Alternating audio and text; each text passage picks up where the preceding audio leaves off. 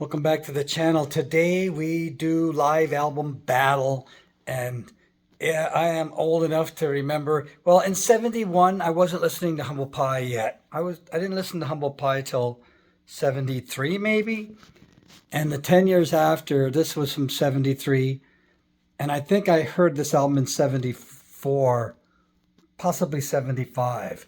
But I've heard these albums many times. I know all of Alvin Lee. 10 years after, I know the whole catalog pretty much. And I know pretty much the whole Humble Pie catalog too. Love the Smokin album. That was such a great album. But anyway, some of the stats on these albums.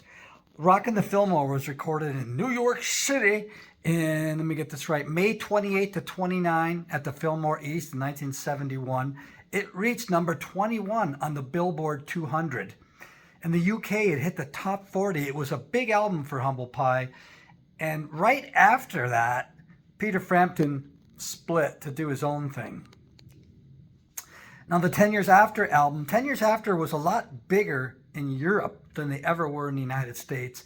That album came out in January 26th to 29th, 1973, recorded Frankfurt, Rotterdam, I can't read my writing, Rotterdam, Amsterdam, a lot of damn places, and Paris. And I really liked the 10 Years After album. I was always a big 10 Years After fan, but the older I got, the more I realized Alvin Lee could play fast, but he did a lot of his songs, the riffs sound the same. It's like the same scale he used over and over and over again. So I got to give it to Humble Pie. And for 1971 album, this album just crushes it. It rocks. And it doesn't win out by a lot. It's just by a pinch. It's just by a hair. And that's what I think. So, tell me what you think. Which band do you think wins this battle of the live albums? I got to go with Humble Pie, but only by a hair.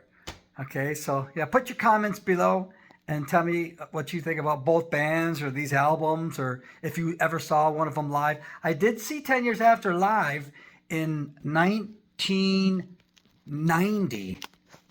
It was in upstate New York. And I remember we were quite a ways away from the stage. And all of a sudden, like, the sound went dead, and the amps from the stage, his Marshall amps, were super loud. You could just hear them right from the stage. They were like really ridiculously loud for 15, 20 seconds. And I believe Blackfoot opened for them, and they crushed it. Blackfoot, I'm not that familiar with Blackfoot, but I do remember they rocked. So anyway, tell me who you think. Leave it below, and we'll have another battle. Take care.